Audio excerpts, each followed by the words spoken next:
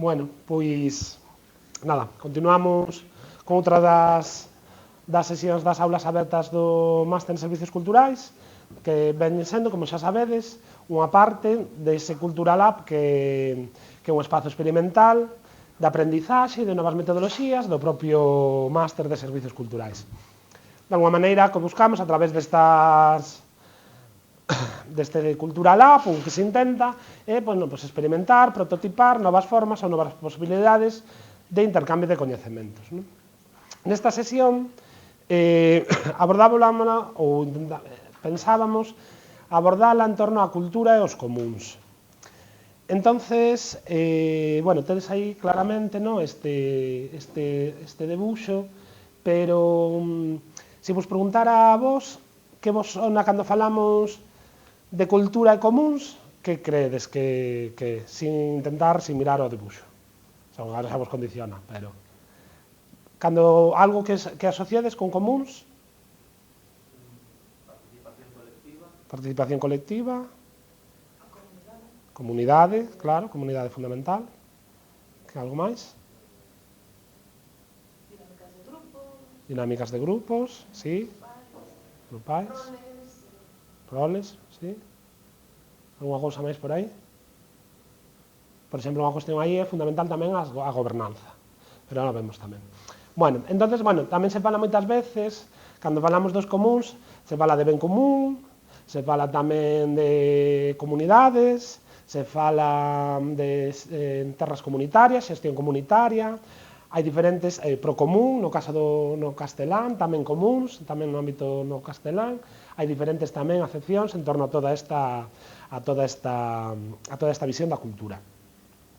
De alguma maneira, vamos a ir falando do que se entende, do que se debate en torno a que esa idea de comuns, pero de alguma maneira, para introducirnos, fala, por exemplo, Yayo Herrero, que de Ecoloxistas en Fronteiras, que hai unha guerra contra a vida. Esa guerra contra a vida vese claramente, vese claramente con toda a situación dos refuxiados que están intentando ter un dereito á vida e a continuar coa súa vida, tamén cos propios inmigrantes nos nosos territorios, mesmo tamén aquí a nivel do Estado, nin sequera temos dereito á vivenda, se aumenta o número de suicidios, quer decir, de alguma maneira estamos nunha situación, que non é catastrófica para moitas persoas, é unha situación de alarma social, medioambiental, está claro que hai unha crise tamén medioambiental brutal, e hai un cambio de paradigma con respecto ao que considerábamos tamén o que levábamos vivindo, a lo menos dende estes 200 últimos anos, nos que houve ese sistema de representación político, sistema desa democracia liberal, acompañado dese sistema capitalista. Digamos, nos atopamos con esta situación a que non sabemos moi ben, de alguma maneira, como afrontala. Hai unha tasa de paro tamén dun 20%, cunha migración cada vez maior, a maioría de nós tivemos que emigrar ou teremos que emigrar tamén de aquí por faltas de oportunidades tamén económicas, e todo o que se nos acorde e a situación de precariedade na que vivimos. De alguma maneira, moitas veces, cando se fala desta situación, moitas persoas entendena como esa vida como unha forma que é individual e que afecta a unha persoa sola. Eu me atopo no paro, non teño traballo, me desahucian. De alguma maneira, o que tamén nos estivemos vendo nestes últimos anos é que todos esos procesos non son procesos individuais que afectan só a unha persoa, sino que é unha vida en común. Esos procesos son comuns e compartidos. Que ti teñas un desahucio, e isto explica tamén moi ben Mariana Garcés, que ti teñas un desahucio, ese desahucio non é só un caso teu aillado e particular individual, sino un caso que comparten moitas máis persoas. Se somos capaces desa loita, en vez de entendela como unha loita individual, e a facemos como unha loita colectiva, como esa loita común, na que compartimos todas, esa situación, podemos facerlle frente a ese proceso. Entón, de alguma maneira, no que estamos vendo é que ese discurso individualista de éxito personal ou de fracaso tamén persoal ha de ser, de alguma maneira, tamén socializado ou compartido ou vivido de forma común. Decía, por exemplo, unha persoa que estaba nunha loita, esa persoa individual, que non era capaz de enfrentarse a eso.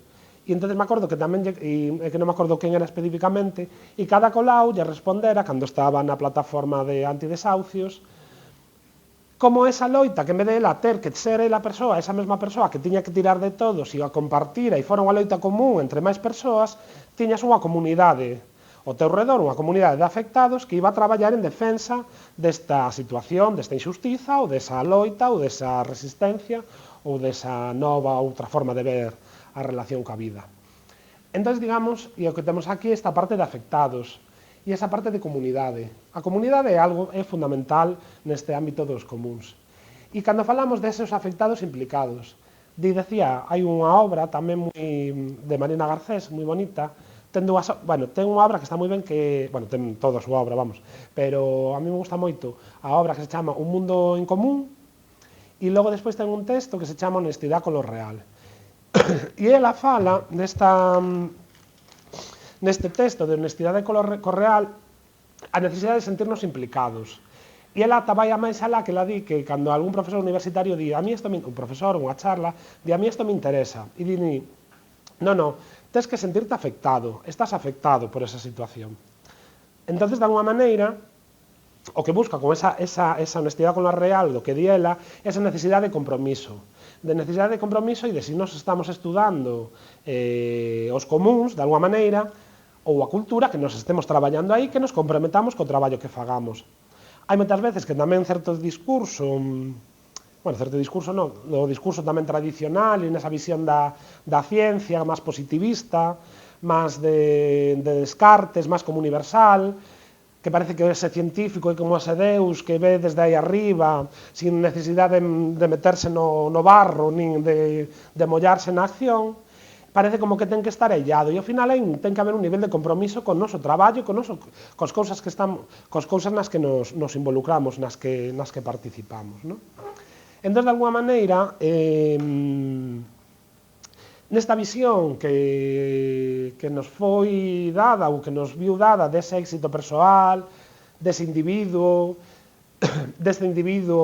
que está descontextualizado do seu entorno, no que o éxito só ven dado polo seu propio traballo persoal, o éxito, e iso vese claramente nesta idea de emprendimento, que parece que, sobre todo no ámbito de servicios culturais, que a gran solución ao noso futuro vai ser a través do emprendemento, e que a única maneira é empezar a traballar no ámbito de industrias creativas. Esa é unha idea que nos venden que logo despois que ti, a hora de montar unha empresa, montas unha empresa e vas a ser exitoso e vas a triunfar e te van a chover os cartos. Eso é toda unha mentira, porque logo ao final o que vas a vivir é nunha precariedade. Simplemente que, da outra maneira, pois ao mellor estabas inserto a través de máis dunha institución pública ou de outras institucións, agora esos coñecementos valos a vender dunha forma precaria, anda a pesar de que sea a túa empresa individual. Eso non quere dicir a que cada un non teña que traballar e buscarse a súa vida e teñamos que buscar solucións. Pero nesta visión, contra esa visión máis individualista e mercantilista da xestión cultural e da cultura, temos tamén esa outra visión que sería máis relacionada co ámbito do Estado. O Estado ha de fornecernos con uns servicios culturais necesarios porque entenden que son uns dereitos, e entendemos todas, que son uns dereitos básicos da cidadanía. Ten que haber un teatro público, ten que haber un centro dramático galego no caso galego, teatros a Casa do Saber en Lugo, etc. Entón, digamos, evidentemente, o Estado ten que facilitar esos servicios para que todas e todos teñamos acceso a eles. Mais que pasa cando unha comunidade de persoas quere facer algo? E non é nin administración, nin mercado. Eso que serían, digamos, aí onde temos, poderíamos ver ese espacio que serían estos comuns, que os que reivindican a capacidade da cidadanía a hora de facer. Esta hora de facer é que, e iso vese claramente, podemos poñer dous casos paradigmáticos, e logo máis, digamos, como máis relacionados co tradicional, e logo vemos outros procesos que se están dando máis contemporáneos, que non son tanto.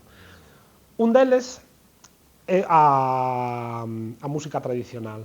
A nosa música tradicional foi un proceso de construción colectiva. Por exemplo, cando se fai a canción de Unha noite na eira dos trigos, que é a de Unha noite na eira do... Como é? Unha noite na eira do trigo...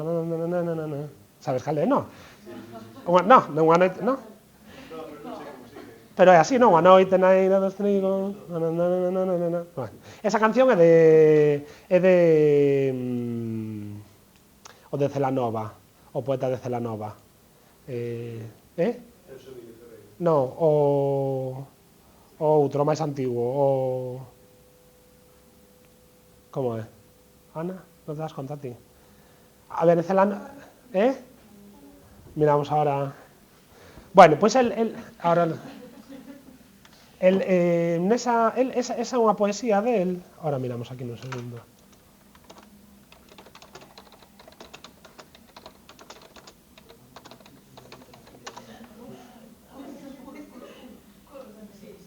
Curros Enríquez, eso, Curros Enríquez. Curros, sí. Pois esa poesía, eso está basado nunha poesía de Curros Enríquez.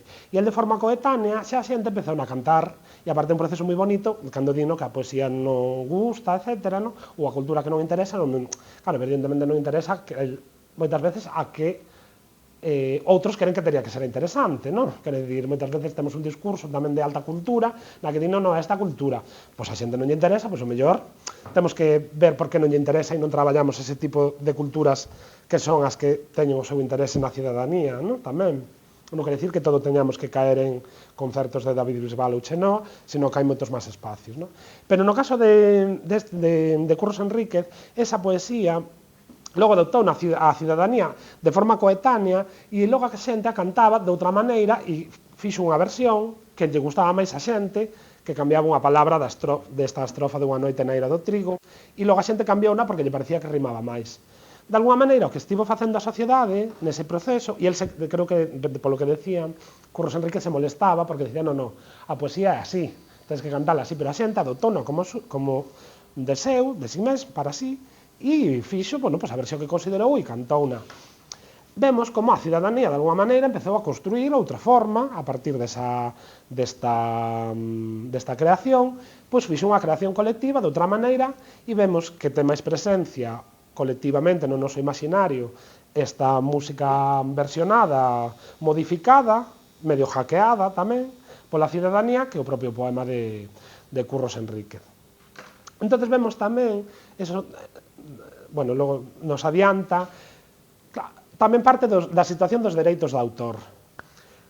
Claro, se nós cos dereitos de autor certificamos a autoría desa obra e non permitimos que haxa unha obra derivada, ni que se remezcle, ni que se fagan outros usos, estamos limitando o poder de creación da cidadanía e no ámbito da cultura. O que nos estamos é apropiando esa persoa limitando o seu uso a esa persoa que a crea. Claro, e iso vai en contra desa visión da cultura como un proceso colectivo, igual que o coñecemento. O coñecemento non é un proceso individual dunha persoa que ven, sabe e xa está. Ese proceso é un proceso colectivo de coñecemento, de feito se reivindica o carácter como procesual tamén do coñecemento, porque ti estás aprendendo constantemente. Eu hoxe, que viña cuns compañeros vosos no coche, estábamos falando e nese momento estás aprendendo outras cousas, non sei que te permiten logo ir facendo outra cousa. Quero dicir, está claro que non o podemos entender como algo individual. Entonces, por exemplo, vamos, dende o meu punto de vista, é lamentable para o ámbito da cultura que obras como, por exemplo, a de Federico García Lorca, que tiñan como 70 anos, unha vez morto, 70 anos dereitos de autor, o que estaba facendo é que unha persoa que quixera facer unha obra de teatro ou unha microobra de teatro ou readaptala coas posibilidades que se podía dar, que non puidese por dereitos de autor, polo diñeiro que supón. Eso, claro, moitas veces a nos parece que eso nos ampara a nosa creación. E entón, así, de alguma maneira, a nosa autoría queda aí determinada. Pero fronte a eso temos que buscar outras alternativas que permitan garantizar que a nosa autoría, máis ou menos entre comiñas, está aí e que permitan uns usos maiores á cidadanía. Eses usos, modificacións, cambios, remasterización. Nesa línea estarían tamén as licencias Creative Commons, que son outro caso dos comuns. Commons ven dos comuns tamén. Que son a diferencia do copyright, que os dereitos, non? Que teñen os dereitos que determinan a autoría dunha persoa, máis todos os dereitos e deberes que hai. Fronte a eso temos as Creative Commons. As Creative Commons teñen uns sistemas que te permiten, creo que xa faláramos outro día, no que te permitía, bueno, que se pode usar con fins comerciais ou non. Entón, hoy creo que bueno, botade unha olla esa cuestión. Entón, nesa línea que vos decía, que volvendo un pouco para atrás, falábamos, non, do folclore tradicional como un coñecemento con unha representación clara desos comuns, no que hai unha comunidade que empezou a cantar, a bailar, nun proceso compartido de construción colectiva, na que iban uns e outros aprendendo e se vai desenvolvendo. Hai, por exemplo, tamén moi curioso, no caso do folclore galego, eu agora estou facendo baile galego, non? Entonces, os homes son os que fan o paso, os que sacan, e logo despois, porque era unha forma de ligue, non? Pois o home bailaba para ligar coa muller, etc. Claro, nestes momentos, nos que, por exemplo, nesa clase son a maioría mulleres e hai moi poucos homes, que sentidos ten que volvamos a replicar esos procesos de ligue cando xa non é unha forma de ligoteo? Ou que haxe unha exclusión tamén dese ligue entre homes ou entre mulleres, quer dizer. Eu entendo que, dende o meu punto de vista, o folclore ten que ser un proceso vivo, a música ten que ser un proceso vivo, igual que a cultura ten que ser cultura viva. Unha vez que a cultura está cerrada, enclaustrada, delimitada polo que ten que ser, e cando esa cultura pasa a ser unha cultura morta, e é cando moitas veces ten que ir ao museo. Porque ese museo garda como esa esencia desa suposta cultura, que era unha cultura que era viva tamén, igualmente nun proceso. Só que houve nun determinado momento que algúns establecen ata aquí. Eu, por exemplo, a crítica, bueno, crítica non sei tampouco porque non coñezo ben todo o proceso e sería demasiado decir crítica, pero do propio Museo do Pobo Galego, non? Quero dicir, ata que punto o Museo do Pobo Galego, cando se remata de museoloxizar o museo, ese pobo galego? Cando se para de usar o carro? Porque non se sigue facendo un uso do museo na cultura do pobo galego actual? Por que paramos nese tempo? Porque había esa visión só desa cultura galega e non hai desas outras formas que hai de bailar agora, da cultura digital, da etnografía digital, etc. Entonces, bueno, eso tamén xa é outra cuestión. De todas maneiras, nese ámbito, digamos, o que estamos falando é esa cultura e comuns o que nos veñen a reconciliar ou a volver a situar esa cultura viva, a necesidade desa cultura viva, e que cultura este é a cultura que facemos nós todos os días, nos nosos asociacións, nos nosos colectivos, nos que formamos parte, nas nosas vidas cotiás. Entón, digamos, tiñamos por un lado, falábamos desta do folclore como un dos comuns claros. Para que nos demos conta, cando falamos de comuns, hai tres elementos que hai que ter presentes sempre. É que ten que existir unha comunidade. A comunidade é fundamental. Se non hai comunidade, xa non hai comuns. É dicir, se non hai persoas que o manteñan, que o vivan, que o fagan, que o sintan, que o disfruten, que o pensen, xa non vai haber cultura, non vai haber folclore, porque non hai. Entón, a comunidade, digamos, ten que estar nese centro desta idea desos comuns. Ten que haber unha gobernanza e que vai estar basada inevitablemente nesa confianza. Cando falamos de gobernanza, son os mecanismos de xestión que hai para esa vida en común ou, por exemplo, a gobernanza tamén son leis e normas. Pois a gobernanza na universidade é que hai que matricularse en tal plazo, pagar a matrícula en tal plazo, hai un proceso de alegación, podes presentar unha reclamación de non sei que, o sistema de acceso á universidade desta maneira. Bueno, pois é todo un sistema de gobernanza da propia universidade. Pode estar formalmente establecido, bueno, pois mediante un texto, etc. Ou eso pode haber unha gobernanza tamén que temos todos presentes a hora de xestionar un proxecto cultural, un proceso cultural.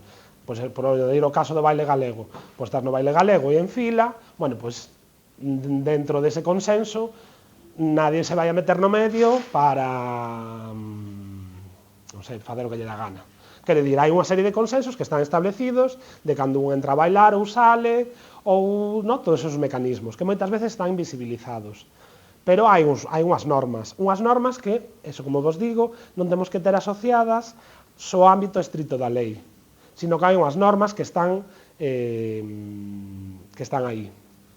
Por exemplo, cando se organiza unha festa, que é un proceso comunal, tamén, claramente, a hora da comida é de tal hora, quen fai a comida.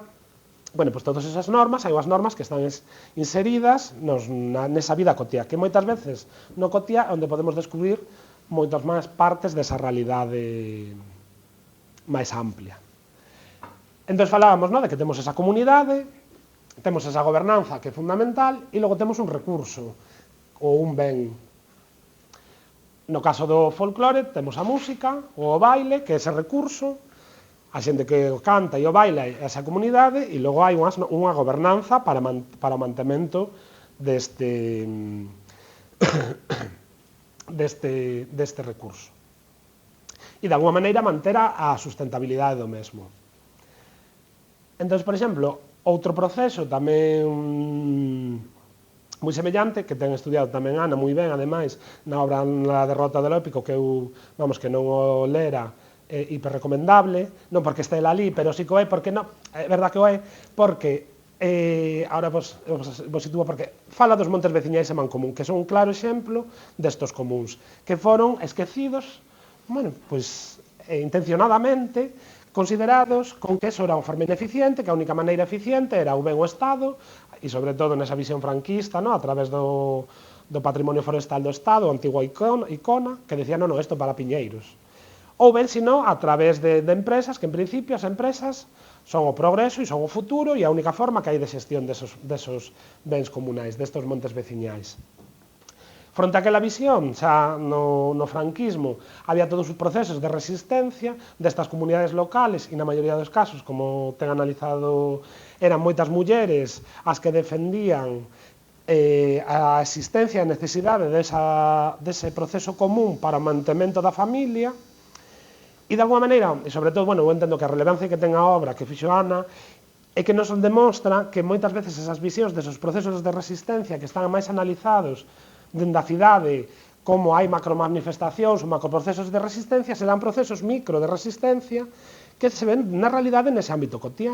E entón, por eso, temos que tamén volver a baixar un pouco a mirada, e en vez de non ser esa idea como globalizadora, de que parece que hai unha ciencia universal, de que parece que hai un coñecemento universal, de que parece que temos que comernos o mundo e ser Steve Jobs ou Facebook e a única futuro que hai é ese, volver un pouco micro e volver a ver esos microprocesos que hai aí que nos permitirán descubrir esas outras esencias e facer esas novas lecturas.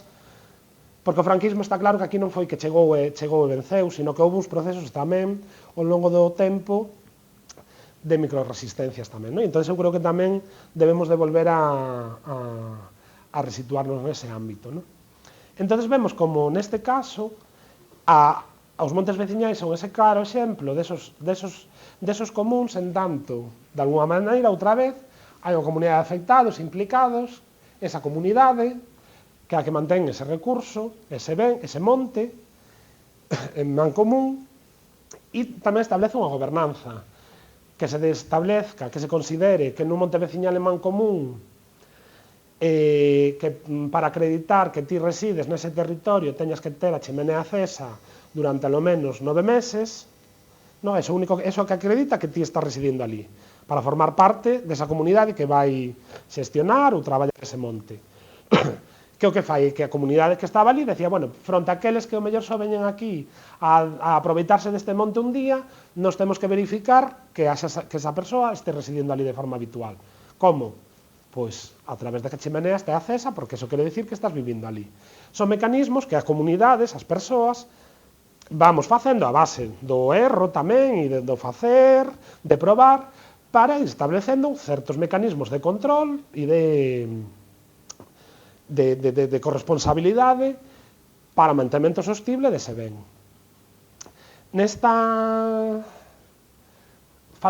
Non sei se falo moi rápido, porque a veces logo me escoito os vídeos e digo, mima, que ritmo meto, pero Hai un texto, no? Nesta idea destes comuns. Bueno, dovos así uns trazos para que logo despois tamén se vos interesa no seguir investigando, pois que tamén teñades así uns fíos por aí. Hai un texto que é como moi referencial nesta idea dos comuns. En 1968, Garrett Hardin escribiu na revista Science, no? Ou Nature, bueno, unha das grandes revistas, la tragedia de los comunes. No, e, bueno, basicamente viña a decir como si nun espacio comunal, pues ves un monte ou un outro espacio comunal, hai 20 cabras, de repente todos os veciños van ali e poñen 1000, é insostible, porque o espazo está delimitado, o recurso é finito, entonces é insostible.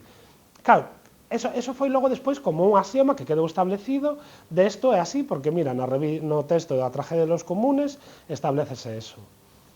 Que ademais debe de ser como dos textos seguro máis referenciados que hai na historia, ¿no? Porque, e logo despois tamén di a xente, tampouco un texto tampouco cunha gran, ¿no? Complexidade e cortísimo.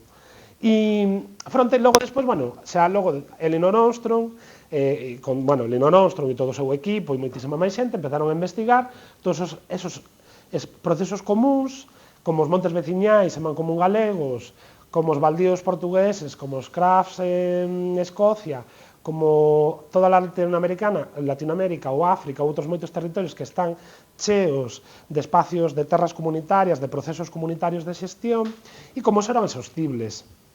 E tivo un premio Nobel tamén, no? Que foi ademais a primeira muller que tivo o premio Nobel, que era politóloga.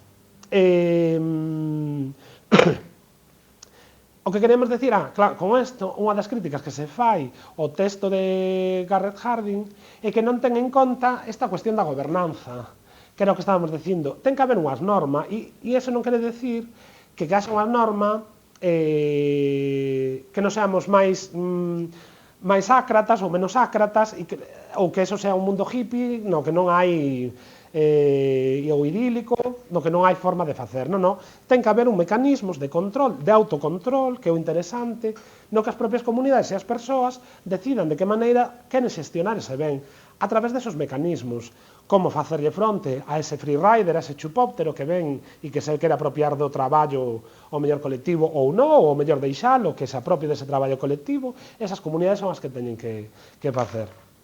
Claro, que o interesante que tamén vemos é que, fronte a esa visión do Estado na que se establece que é o Estado que ten que regular, o que ten que establecer unha norma, o que ten que ser a lei, etc., vemos que as comunidades de afectados, cada un o que lle está interesado polo folclore e o mantemento do folclore galego, o que lle interesa o afectado polo mantemento da cultura ou da lingua galega, pola súa condición sexual, porque lle interesa o teatro amateur, porque, etc., cada unha as súas comunidades de afectados e de implicados, que somos capaces de facer, e somos capaces de facer e de generar unha autogobernanza e unha responsabilidade. Claro, cando nos exiximos que o Estado teña que facer isto e nos non, por outro lado, non estamos facendo nada, digamos, eso é grave, porque no sentido nos temos que ser os que estemos facendo. A vez que nos facemos, xa estaremos exixindo ao Estado que tamén teña que cambiar, porque vai non ter que facer, porque ao final vai ter que estar vai ir detrás da sociedade, porque ten que estar ao servicio da sociedade. Eso vese claramente tamén coa plataforma de antidesahucios. Había unha situación gravísima de desafiuzamentos no Estado, na que miles de persoas estaban perdendo a súa vivenda. O Estado dixo que non era capaz de facer nada, bueno, porque non lle interesaba realmente. As empresas tampouco non querían facer nada. Entón a sociedade organizouse ademais de maneira descentralizada, non? A través de diferentes grupos, diferentes espazos, entón empezaron a facerlle fronte, e a facerlle fronte paralizando desahucios. Entón logo despois de que houve esa presión social, que eu creo que, vamos, un dos casos máis interesantes de capacidade da sociedade e da cidadanía de responder e de facer, logo viu o Estado, empezou a regular algo e as empresas tamén empezaron a cambiar as formas que tiñan de traballar e de responder ante os desahucios. Vemos aí claramente outra vez esa capacidade da cidadanía a hora de facer e de xerar mecanismos de participación, como se avisaban entre uns e outros, para facerlle fronte a este proceso.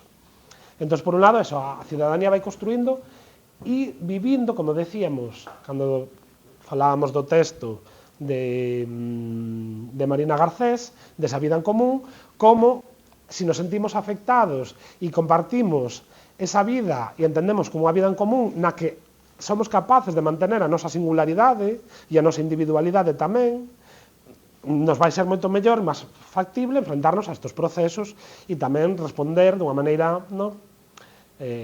máis común ante estes posibles ataques. Isto está moi relacionado tamén coa esa idea desos cuidados e dos afectos, que tamén agora está moi presente. Tamén iso está moi relacionado coas teorías feministas, nas que entenden como esos cuidados e esos afectos que se fan nesas comunidades, como poden ser moitas veces esas comidas, esas cenas que parecen como que son procesos invisibles, que de repente aparece unha comida e que aparece aí porque de arte de maxia, pero aí son mulleres as que están facendo a comida, mentras moitas veces os homes íbamos á sesión vermú despois da misa e nos íbamos á sesión vermú e logo a comida está aí, quero dicir, e eso ao final é a vida, porque o que te permite poder ter esos espacios de socialización coa túa familia, que o que seguramente a maioría máis disfruta, porque te pos a charlar, a reír, a comentar. Claro, esos procesos son cuidados tamén. E son máis invisibilizados porque, en principio, o sistema capitalista,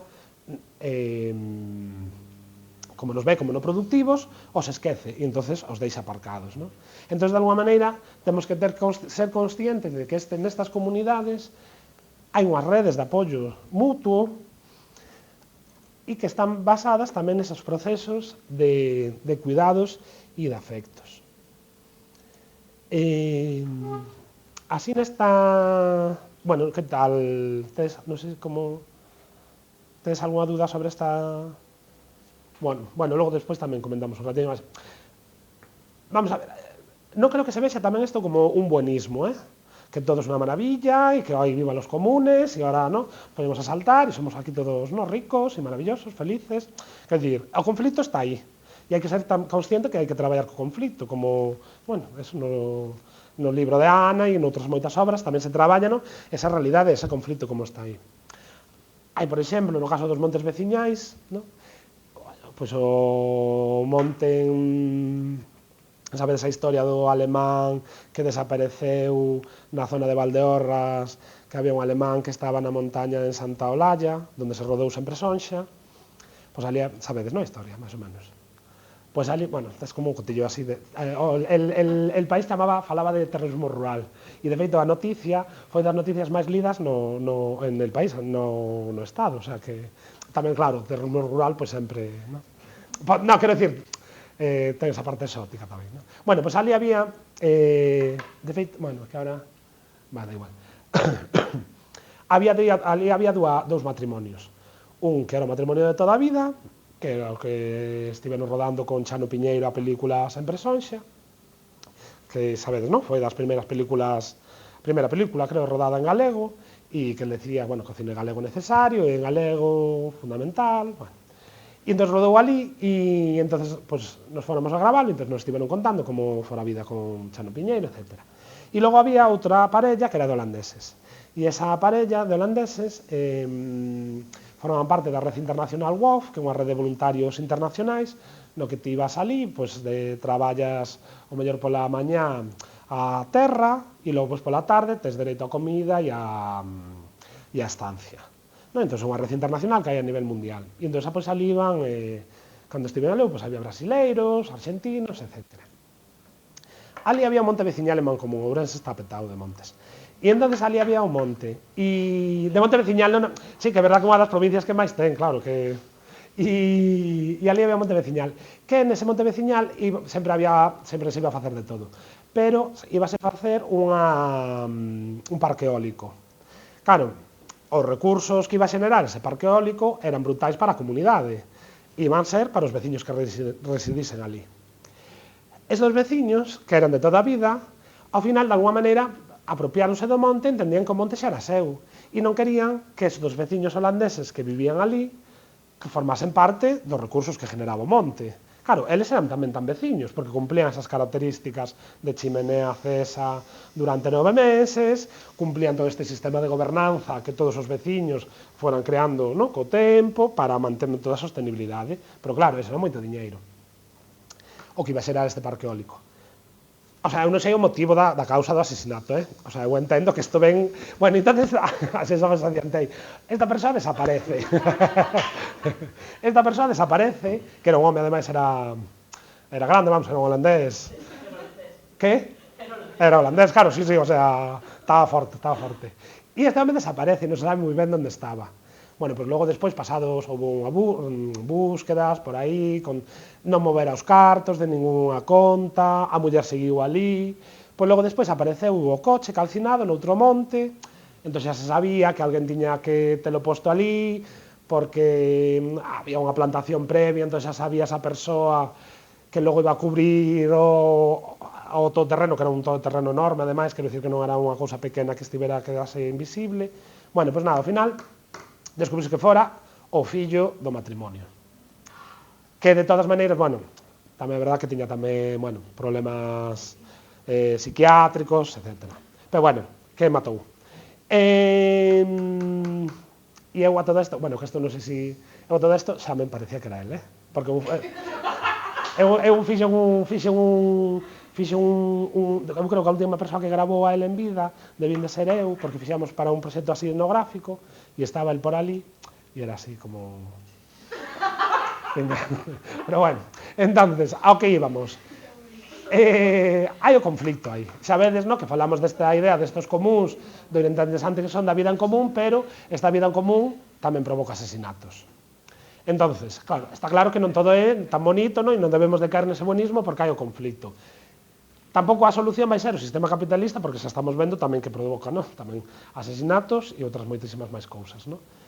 Entonces, sí que de alguma maneira esta vida en común, ou estes comuns, esta consideración dos comuns, o que nos fai é que hai un sentimento de corresponsabilidade, na que polo menos entre todas podemos construir algo. E o mellor podemos equivocarnos ou non, pero podemos facer, no? E eu creo que o interesante desta nova visión, que sabemos que non é tan nova, porque é un proceso que ven de anos atrás, en diferentes manifestacións, como pode ser o uso dos montes veciñais ou o folclore. Neste caso tamén é interesante tamén pensar que non se trata tanto do recurso en sí mismo, tanto o monte como o folclore, sino nesa capacidade, nesa comunidade. Non, digamos, de alguma maneira, ver esas partes invisibles que fan que esa comunidade sexa capaz de facer, sexa capaz de xerar esa gobernanza, de manter esa transparencia, de generar mecanismos de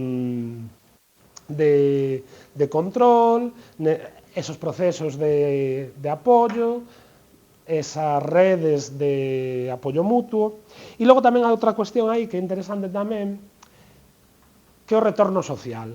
Claro, nos, ao falar desta visión da cultura e dos comuns, claro, para empresas tamén pode ser moi cómodo, porque ti de repente dixe, non, veña, aquí ahora xuntamos a 10 persoas que les construan, fan, non lle pagamos nada, eles fan, eu me apropio dese coñecemento colectivo, o patento a través dunha empresa e logo so vendo. Claro, eso ao final o que están facendo é aproveitarse de nós. Nos o que temos que ver é que haxa un proceso, que haxa un retorno social. Se nós ese proceso nos poñemos aquí todos a traballar e a facer algo, eso vai revertir a moitas outras comunidades ou moitas outras persoas e eles poden a través de aí darlle usos derivados e facer outras cousas, e cando entonces o que estamos falando é desa riqueza dese proceso colectivo de coñecemento. Se logo ven unha empresa que se vai apropiar deso, a nós para que nos interesa, non? Eso, por exemplo, claro, ahora saltando xa, digamos, destos procesos máis tradicionais, que non, como xa decimos, non son tantos, un claro exemplo era o que falamos tamén outro día da Wikipedia. De repente, nos tiñamos a Enciclopedia Británica, que era a que establecía que era o coñecemento e que era o que non era o coñecemento, bueno, pues feito por uns ilustrados, que eran en principio esas mentes, no, que saben e que o resto nos teñen que decir o que é ou que non é ciencia, ou que é ou que non é coñecemento. Entón, de alguma maneira, xa subalternizan e esquecen esos outros coñecementos que están aí, pero que les consideran que tampouco mellor son prácticos ou eficientes. aparece outro proceso que é esa Wikipedia, que é un proceso común, colectivo de construción de saberes, no que hai unha comunidade de diferentes persoas, no que hai unha gobernanza, porque hai uns sistemas de control, de acceso, de quen pon isto, como se pode controlar para que non se nos vaya das mans, ou que se pon ou que non, etc., para este ben común que é ese coñecemento, non? Claro, aí sí que é interesante porque nós podemos acceder á Wikipedia. Entonces, nós, ao poder acceder á Wikipedia, podemos usar ese coñecemento para usalo para as nosas cuestións, para logo a partir de aí facer o que nos consideremos. Entón, é normal que nós tamén traballemos ou intentemos xerar ese coñecemento e insertalo nesa Wikipedia, porque logo tamén vamos facer uso del. Hai un retorno social, non? Entón, logo despois nós estamos todos implicados e podemos seguir usando estas ferramentas para os usos que nos consideremos. Nesta línea, os proxectos de software libre son outra visión claramente.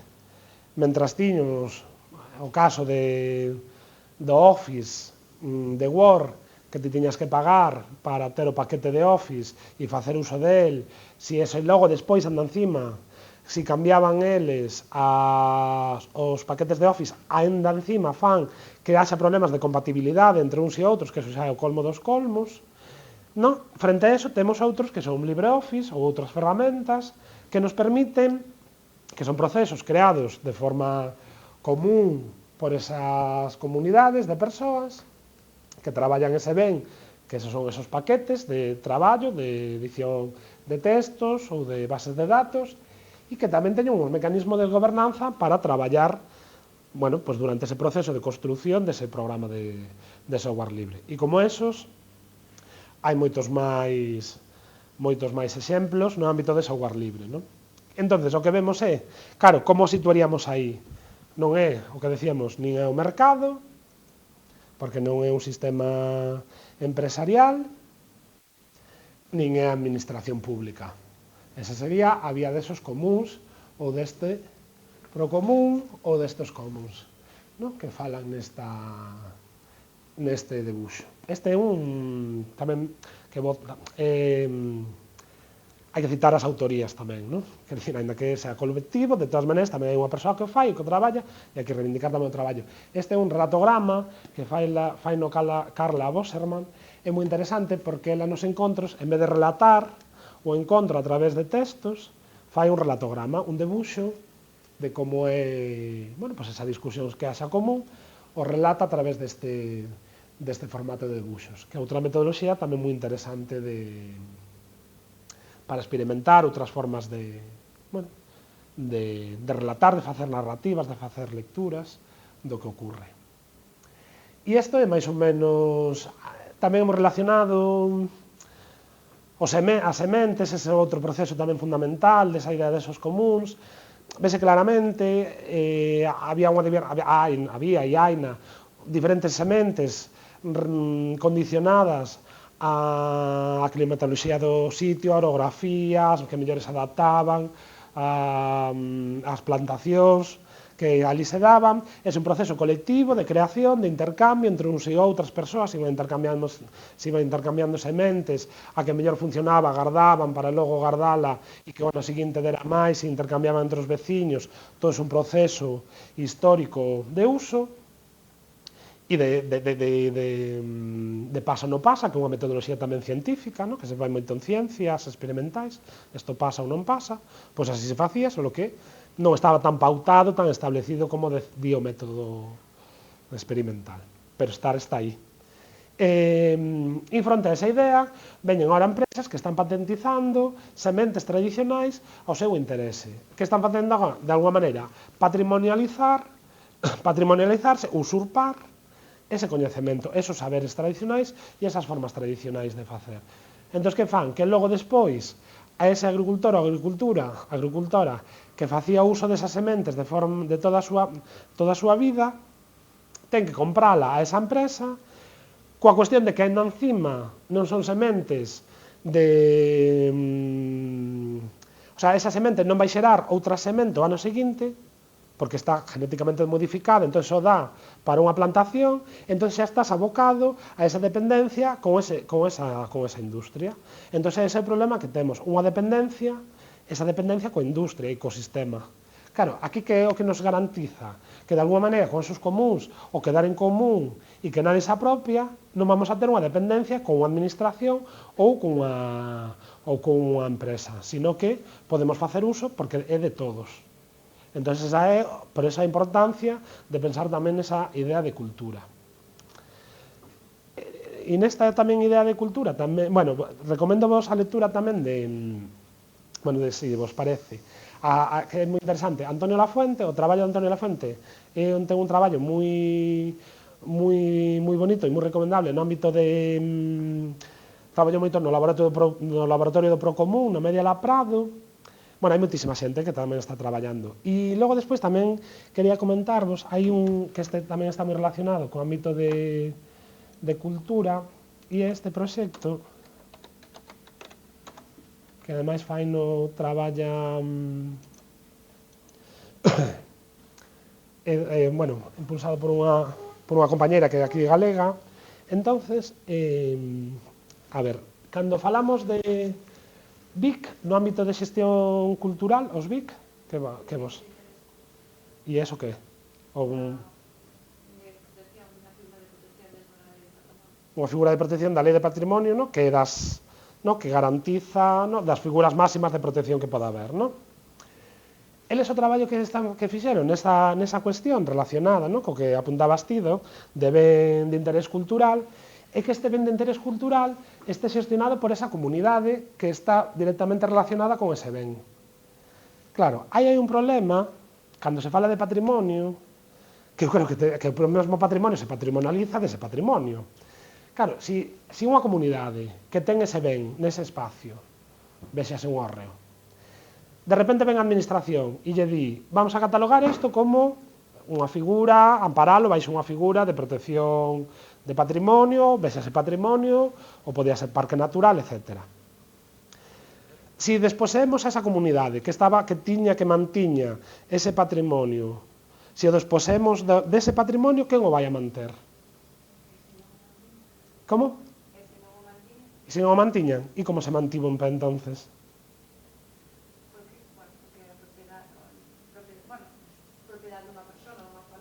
Ao mellor porque era... E cando son outros procesos que son... Eu entendo que o Estado ten que facer unha función de salvagarda. No, e é verdad que ten que estar aí para que non ocurra, bueno, pues que de repente todo o mundo se dedica a tirar... No, pero que hai moitos que se mantenen, a ver, si que a comunidade non é que os manteña, é que non os destrue, pero tampouco os mantén. Sabes o que se quere decir? En plan, están aí. Sí. Pola falta, claro, A ver, o proceso, quero dicir, o proceso ten a súa complexidade, non? Porque vamos a ver. A xente mantivo esos hórreos, por exemplo, por poñer o caso de hórreo, porque teña unha funcionalidade, non? Entón mantiveron esos hórreos históricamente. A xente non creo que sea toda bárbara ou non saiba e se lle apeteza destrozar as cousas porque sí, que tamén ten unhas motivacións. Toda a vida eles tamén seguramente lle dixeron logo despois, con esa falsa idea de progreso, que ese hórreo non era o progreso, que o progreso viña co ladrillo, e que os ricos, os novos ricos, iban vir dados por esos usos, por esas casas que estivesen construídas con ladrillo. Digamos, entonces nos interiorizamos todo isto, logo ven a administración e encima nos di, non toques isto, que toda a túa vida lle dicho un uso, que eran os usos que ti considerache, porque, bueno, querías usalo de alguma maneira, porque pois antes servía para guardar o millo, pero agora mellor che sirve tamén como medio garaxe ou espacio onde guardar roupa, imagínate. Pois non, os usos son estos e o que hai que facer é isto e isto. Claro, ao final eso é unha molestia absoluta para esa comunidade que o ten aí. Nin o ten valorizado porque lle dixeron que eso tampouco tiña valor e logo anda encima, eso supón unha molestia porque entorpece a vida cotiá e non lle podes dar outros usos. Non? É como tamén moitas veces o discurso, e hai un tema moi interesante aí do feísmo. E aí hai unha lectura que tamén vos recomendo que é de Ergosfera, que se chama Eu si quero feísmo na miña paisaxe. Entón se le reivindican ese carácter tamén desa visión, dese feísmo, relacionado coa cultura hacker, coa cultura do garaxe, que tanto triunfa en Silicon Valley, no? Que é onde salen as persoas do garaxe, e fan, e son hackers, e modifican usos, etc. E eles se relacionan con todos esos procesos, onde esas comunidades. E claro, ahora, por exemplo, non hai que reutilizar materiais. E antes tiña un somier que facía de peche e a xente escandalizada porque é sofismo. Máis feísmo quere dicir, máis feísmo a cidade da cultura. E non sale todos os días na Voz de Galicia no sentido, e iso supón un maior problema económico para todas nós, non?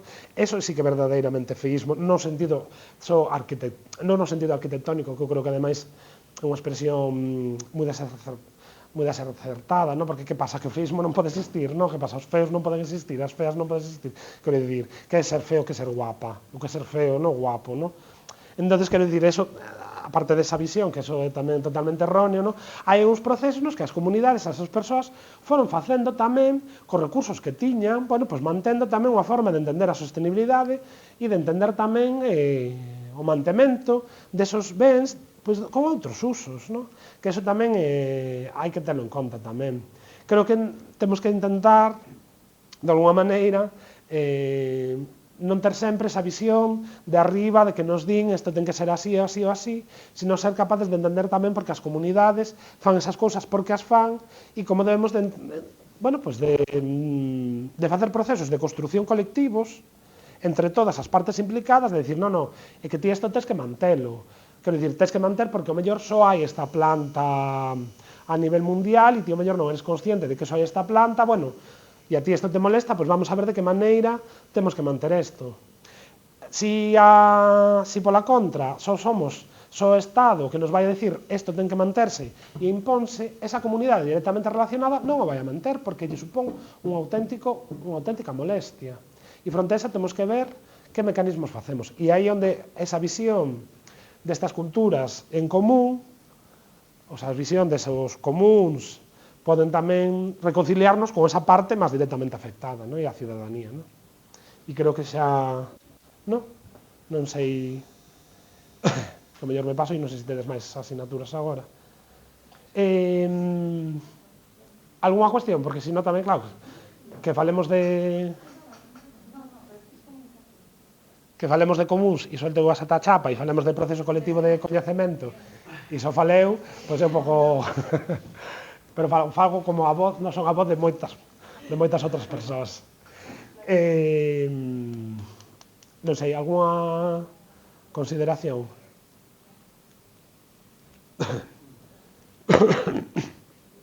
Isto, intentade tamén nos vosos traballos, tamén de, non sei se nos que tamén estedes facendo, tamén intentar incorporar esta visión de alguma maneira, experimentar tamén os seus procesos, as súas formas de facer, non hai que ter medo, experimentar esa cultura do prototipado. A mí moitas veces tamén me alivia, cando ás veces faz un proxecto, e ese proxecto non sale, ou hai un fallo, dicir, bueno, é unha forma de aprendizaxe, e esa forma de aprendizaxe aprendes tamén equivocándote, entón non hai que ter medo, hai que experimentar outras formas de facer, como, por exemplo, esta parte do máster de servicios culturais, que ese proceso, bueno, que de alguma maneira se intenta que os alumnos e as alumnas de cidades que participedes no proceso tamén que participedes no proceso de avaliación, na elaboración das bases e nos outros procesos, bueno, pois o que intentamos é que ese proceso sea máis colectivo e común de coñecemento, entón, bueno, pois intentar que eso tamén se vexa nesa vida cotiá, neses traballos máis cotiás, porque ao final esa idea de emprendemento, que era a idea un pouco tamén que tamén tiña ganas tamén como de desmontar nesta sesión, é que é falsa, quero dicir, ese éxito non ven por un só. Para que ese éxito, para que unha persoa, para que eu poida irme a dar unha charla aquí, outro día outra charla ali, seguramente teño que ter unha persoa que tamén este planchando, que se está dedicando a esa parte máis cotiá, da compra da comida, etc. E como eso, moitas outras cousas que están aí, que son invisibles e que forman parte desa vida en común na que estamos. Non estamos aillados do mundo e eso temos que tamén ter en conta a hora dos nosos éxitos e tamén socializando tamén os nosos fracasos. E neso tamén falaremos nas nas conversas das culturas, se abordará tamén moitas delas, moito destes procesos nestes encontros. E non sei, se queredes comentar algunha cuestión máis, algunha dúda, algunha crítica, así que non vos interesa absolutamente nada isto dos comuns e que vai ser así capitalistas a tope, que tamén, Bueno, pois eso. De todas maneiras, a sabedes que tamén nos vamos comunicando, sino, por email, e estes días xa iremos falando tamén da parte de comunicación para divulgar os cartéis, que poñades tamén por donde poidades, tamén polas redes sociais, e falaremos tamén esta semana da parte de produción das conversas e logo das persoas que queredes tamén conversar, digamos, na parte máis de auditorio. Co conversador xa vamos falando esta semana que ven, vale?